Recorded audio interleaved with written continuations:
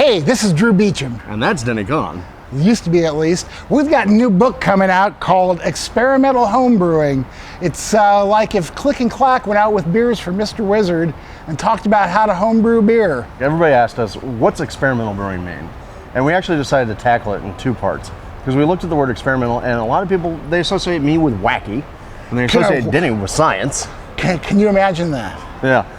And so we took the book and we kind of split it and said, okay, well, look, we're going to tell you how to be wacky. And we're going to tell you how to be scientific, but the whole way is we're going to teach you how to brew what it is that you like to brew.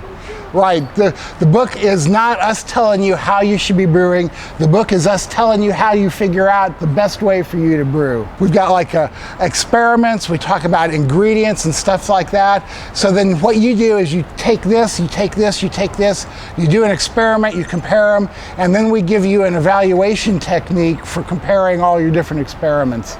We also have the secrets to tell you how to brew Denny's Wee Shroomy. And Drew's my bratwurst beer. Bratwurst beer.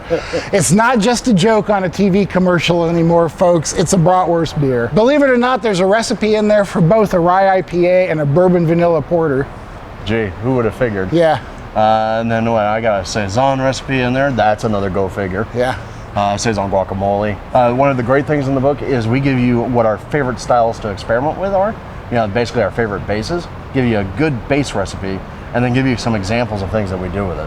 And you can certainly take it farther than we go with it. We hope you do. Yeah. If your whole goal in life is to get f***ed up and mean, we got a Quattro Crazy recipe in there. It's kind of bringing back old school Four Loko.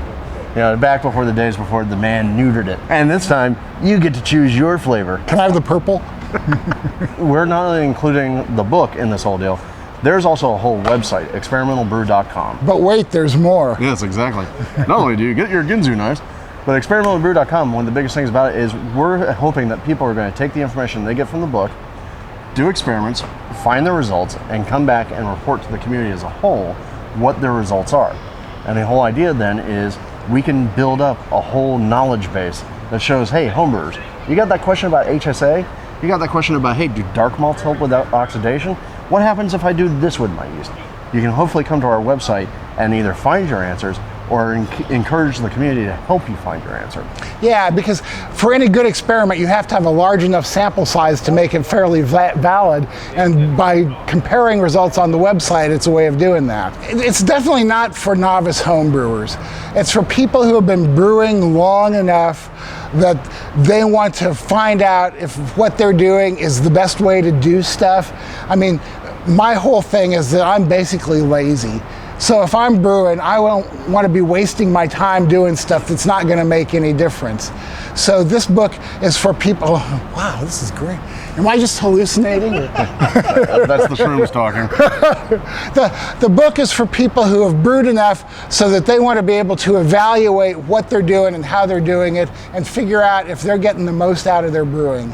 Two objections to that. One, I am lazier than you. Well, if you say so, but and the second I'm too lazy to argue about it.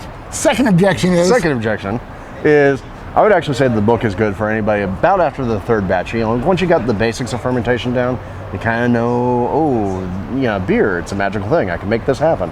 And you start to wonder about the process and what you can actually do and what you can actually do that has an impact. And so I think the experiments that are in the book and a lot of the wacky ideas and the recipe design stuff, perfectly aimed for the intermediate brewer, the guy who's, you know, no longer intimidated by a can of malt extract and a packet of yeast, but wants to learn more. Here's the important part to me about the book is, more than anything else, it encourages your ability to be able to experiment, find things, figure out what works, question authority. That's Denny's motto. That's right.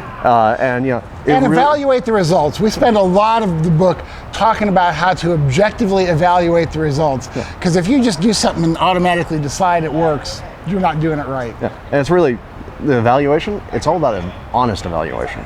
Yeah. You know, a lot of us, we can sit there, we can have our beer, we get house wine, and we go, "Oh, I've made the world's greatest beer," and then you start somebody else, and they're like, "You do know there's this going on."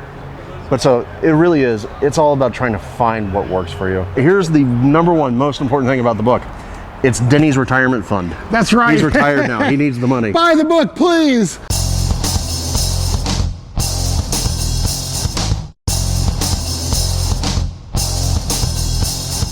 Because the whole idea is really, It's about empowering you to find out what works. And I Mr. was Beechum, thinking, you're back, sir.